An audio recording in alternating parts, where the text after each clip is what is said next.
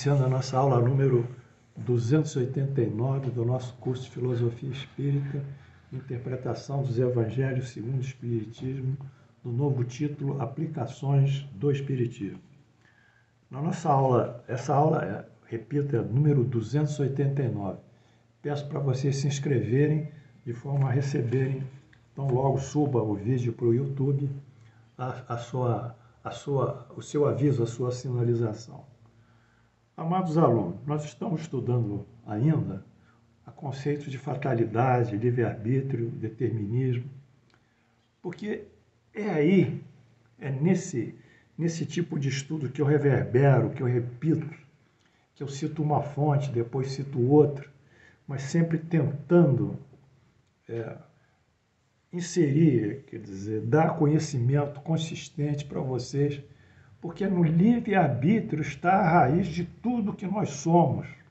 Isso que tem que ser entendido. É no livre-arbítrio que está a nossa felicidade ou infelicidade. Está o nosso crescimento, o nosso estado de penúria.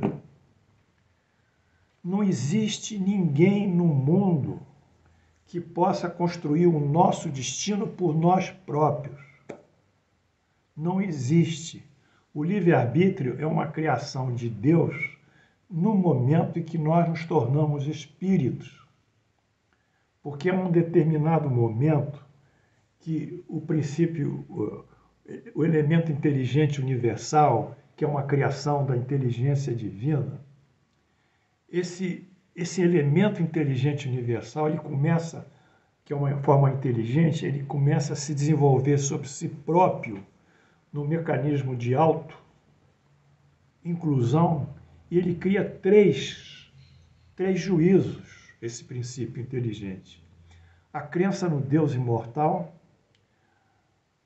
um juízo que discrimina o bem e o mal, olha só, o livre-arbítrio, e o espírito se torna um ser consequente, quer dizer, ele vai viver em função dos efeitos que ele produziu com as suas ações. As suas ações gerarão efeitos e esses efeitos repercutirão, voltarão sobre ele para construir o seu destino. Então, na base da criação do espírito do princípio inteligente, segundo o professor Kardec, do espírito como ser inteligente na criação divina, está o livre-arbítrio. Se nós não consolidarmos esse conhecimento, nós vamos projetar os nossos problemas para a religião resolver o nosso problema. Vamos projetar os nossos problemas para o fulano, que é conselheiro, resolver os nossos problemas. No ambiente espírita, vamos projetar o nosso problema para o tal do guia resolver os nossos problemas. O guia, o sacerdote, o amigo, eles podem nos aconselhar e às vezes abrir a nossa mente para que a gente tenha um discernimento mais aprofundado e mais coerente com as leis divinas. Mas eles não podem assumir a nossa vontade. Eles não podem chegar e dizer, Paulo, faz isso. Se o Paulo não quer, eu não quero fazer. Eu te aconselho a parar de fumar. Aconselhou. Mas se o sujeito não quer parar de fumar, ele não vai parar de fumar. Não, mas o fumo vai trazer para você problemas cardiovasculares, problemas respiratórios, vai trazer uma série de problemas sistêmicos daqui a 20, 30 anos e você vai adoecer. Mas eu não quero parar de fumar. E aí? Mesmo com aconselhamento, olha aqui, olha os dados epidemiológicos, olha o estudo sobre o tabagismo, mesmo assim o sujeito não quer deixar. Então, se nós não entendermos o princípio do livre-arbítrio, mais uma vez, que dimana as nossas ações e que constrói o nosso destino, porque não há fatalidade, é o livre-arbítrio que constrói o destino. Lá ainda, no mundo espiritual, na nossa escolha de provas, se nós não realizarmos esse grande conhecimento, nós vamos ficar estafermos, parados. Aí vocês vão ver palestras de colegas espíritas, narrando eventos da vida pessoal, que encontrou fulano, que houve uma coincidência, que o outro, naquele dia, o espírito aconselhou e aquilo aconteceu. Vão ficar transitando, né, numas florescências, eu diria, juvenis, né, quase infantis, procurando as coisas, quando essas coisas só podem vir pela razão. E quem tem a razão é o Espírito. E quem propicia essa razão são as leis divinas. E quem dá essas leis divinas é a criação de Deus. Fora dessa inteligência, fora dessa razão, fora dessa explicabilidade nas relações da nossa inteligência e nossas ações com nós próprios e com o mundo, nós vamos sempre ficar patinando. Vai patinando. Patina, escuta, se empolga, o sujeito tem uma boa memória, o sujeito é erudito, tem conhecimento, ele tem uma boa impostação de voz, tem um bom gestual, é um ator de palco espírito, vão com eles, mas vocês não vão resolver. Então, a aula de hoje, mais uma vez, toca esse problema. E nós vamos começar. Pergunta 866. Allan Kardec faz. Isso é o Livro dos Espíritos. Então, a fatalidade, que parece presidir os destinos materiais da nossa vida, seria ainda efeito do nosso livre-arbítrio? Mesmo o fato material, perder uma fortuna, né? Perder um negócio, né? Seria função decorrente do nosso livre-arbítrio? Resposta do Espírito comunicante. Tu mesmo escolheste a tua prova. Quanto mais rude ela for, melhor a suportares. Mas tu te levarás, mais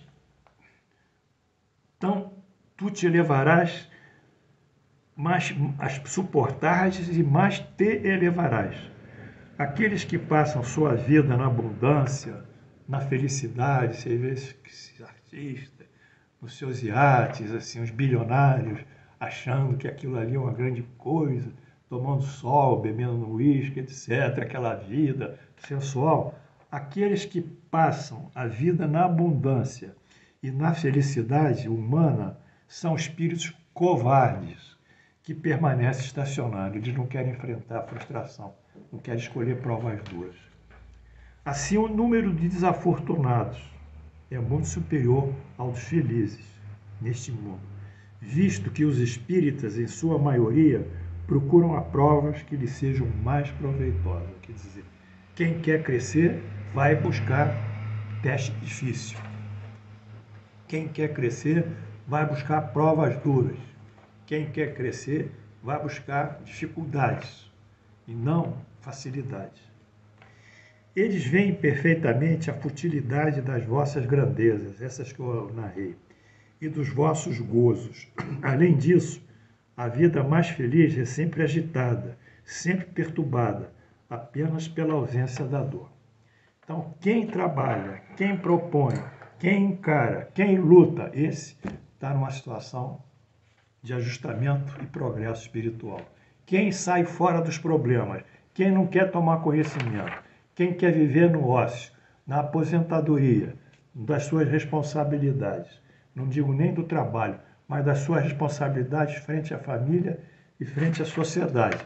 Esses ficam rasos, não evoluem, ficam estacionários e um dia eles vão entender que perderam o seu tempo. Portanto, aqui estão dois gráficos. A fatalidade das ocorrências materiais, quer dizer, das perdas materiais, constitui também uma escolha prévia do exercício do livre-arbítrio no mundo espiritual por parte do espírito. Então, a fatalidade continua sendo uma construção do livre-arbítrio do espírito, quando no mundo espiritual ele escolhe a sua prova. E o desequilíbrio que nós temos entre felicidade e infelicidade nesse mundo espelha o quê? Que o número de desafortunados é muito maior do que os felizes. Não são ociosos, são os felizes, é diferente. Porque o número de desafortunados precisam de provas. É uma inversão que eu estou fazendo aqui na lógica que vocês, ou no pensamento que vocês foram conduzidos durante anos na casa espírita, ou através de palestrantes espíritas. Eu estou mostrando aqui que a Terra é um planeta de provas e expiações, Não porque aqui vem espíritos imperfeitos. É um pouco diferente. A Terra é um planeta de provas e expiações porque aqui vem espíritos que escolheram as provas e as provações. É diferente. Se eu colocar que isso aqui é um planeta de prova e expiação, eu dou a conotação do castigo, do sofrimento, da dor, da culpa. E aí, pela religião, vai sair algum sangue, alguém vai nos salvar, milagrosamente. Mas se eu digo que isso é um ato voluntário do espírito, exercitando o seu livre-arbítrio para vir para o planeta e provação, eu dou um caráter positivo, afirmativo à sua escolha, exclui a culpa, exclui o erro, exclui o desejo de progresso. Então, a Terra definitivamente é um planeta de provas e provações, porque os espíritos escolhem as provas e provações para progredirem. É um ato afirmativo do espírito. E definitivamente, a Terra não é um planeta de provas e provações, porque são espíritos viciosos e culpados que aqui encarnam e que têm que sofrer. Não. Eles têm que sofrer para crescerem. É um ato afirmativo. Então, a gente coloca uma linha inteligente em tudo isso. Então, quando nós tivermos as nossas provas e provações, nós entendemos que isso é necessário, que nós escolhemos para, a partir disso, crescermos. E quem não quer crescer? Quem não quer melhorar? Quem não quer passar um jejum para perder o seu peso, os seus quilos? Mesmo passando fome, para ter um corpo mais sadio, não é? Quem não quer? Todos querem.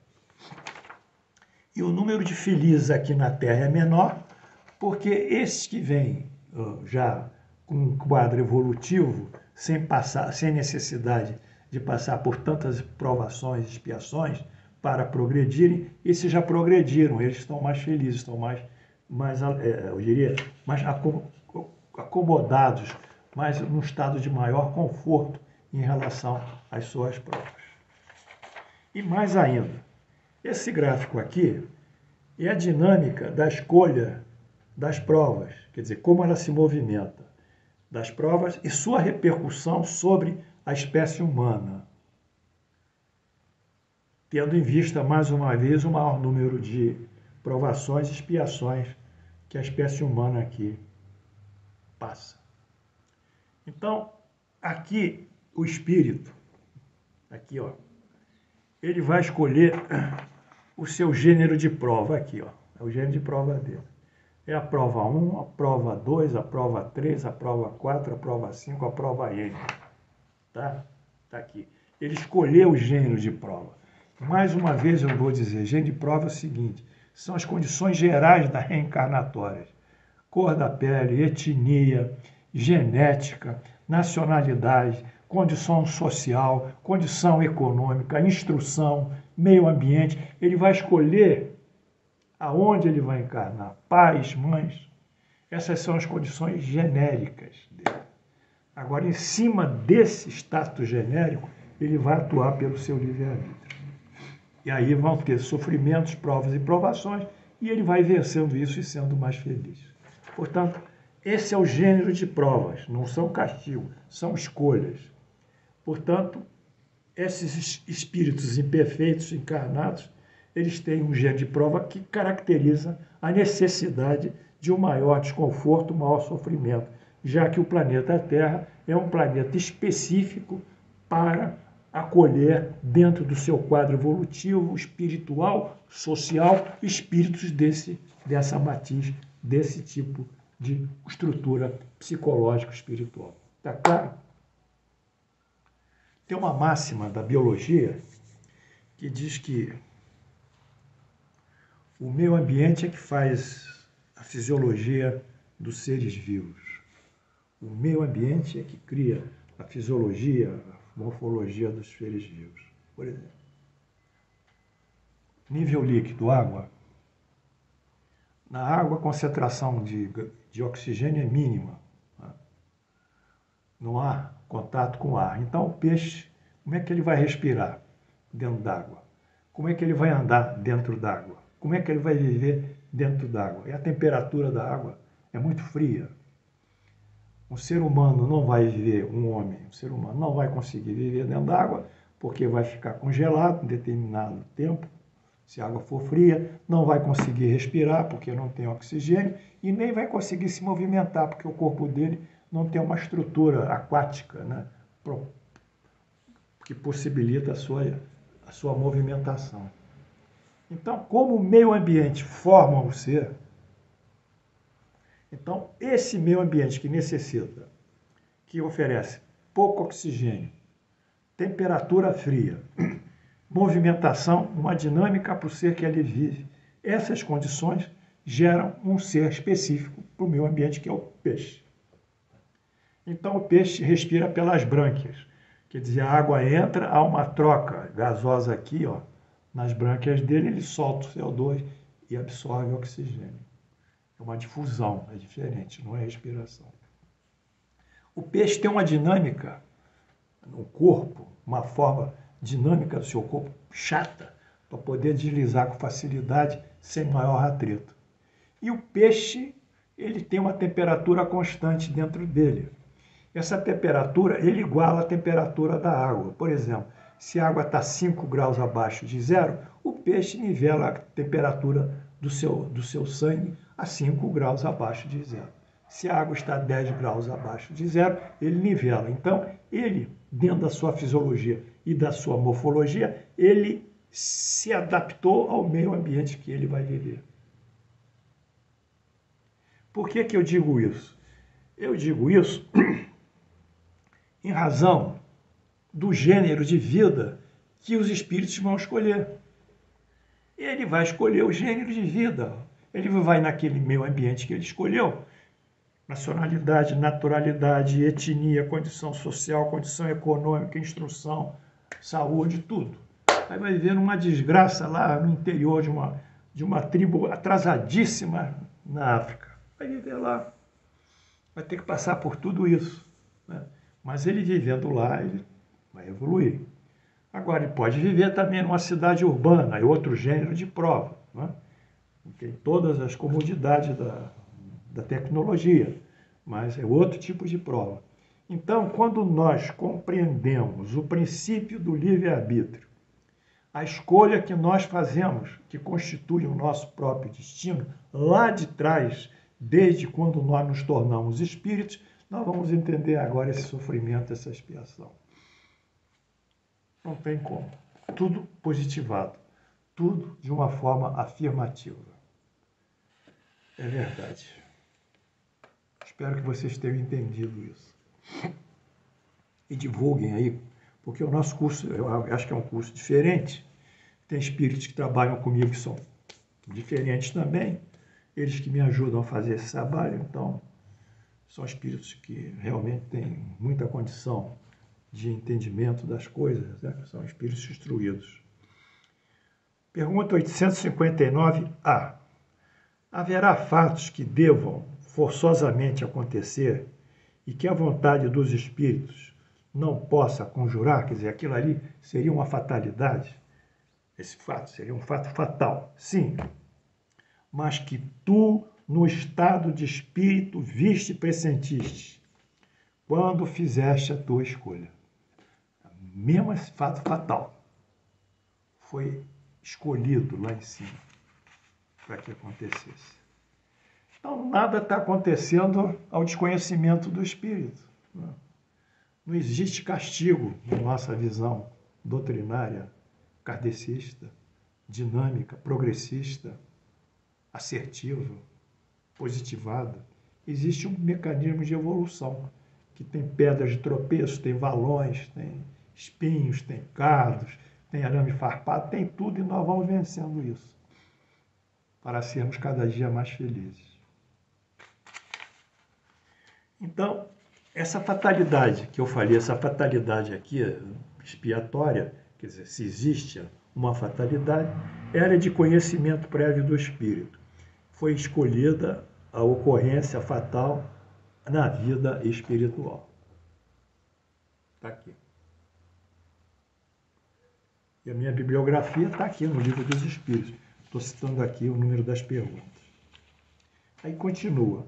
Entretanto, não creias que tudo o que te acontece esteja escrito como se diz. Um acontecimento é com frequência a consequência de alguma coisa que fizeste por tua livre vontade. Quer dizer, as nossas ações cotidianas vão gerando certas circunstâncias que foram criadas pelo nosso próprio livre-arbítrio. De tal maneira que, se não tivesse praticado esse ato, o fato não teria ocorrido. Quer dizer, ofendido alguém, maltratado alguém, gerado um desconforto com alguém, isso é do dia a dia. E a pessoa se rebelado contra nós. Né? Aí o Espírito dá o exemplo. Se queimares o dedo, isto não é nada. É apenas o resultado da imprudência e o efeito da matéria. Queimou o dedo, botou no fogo. Somente as grandes dores, quer dizer, as coisas de magnitude, os acontecimentos importantes é que podem influir no moral e que estão previstos por Deus, porque são úteis à tua depuração e à tua instrução. Progresso.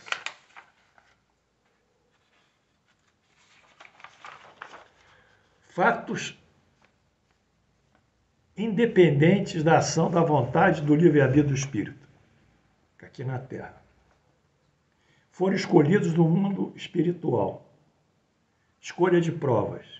Esses fatos têm um finalismo, um objeto final, úteis à depuração moral e promotores de instrução e da formação de um melhor caráter, de um melhor conhecimento. São promotores do progresso do espírito. Portanto, tudo que nos acontece, amados alunos, tem um finalismo divino, que é nós seguirmos a lei do progresso.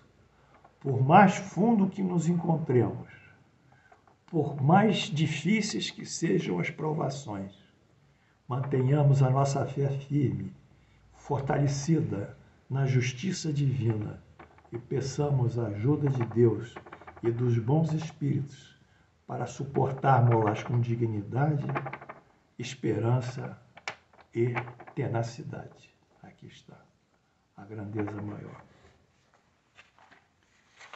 Bem, eu acho que nós avançamos já. Amanhã nós voltaremos, não é isso? Já está estourando o tempo. Então, vocês gostaram? É isso.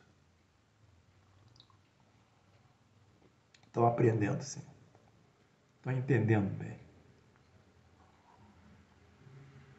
Agradeçamos a Deus a doutrina espírita, a vinda de Jesus, que foi um dos líderes, o maior líder do advento da doutrina espírita, sob o nome de Espírito, sob o pseudônimo do Espírito de Verdade.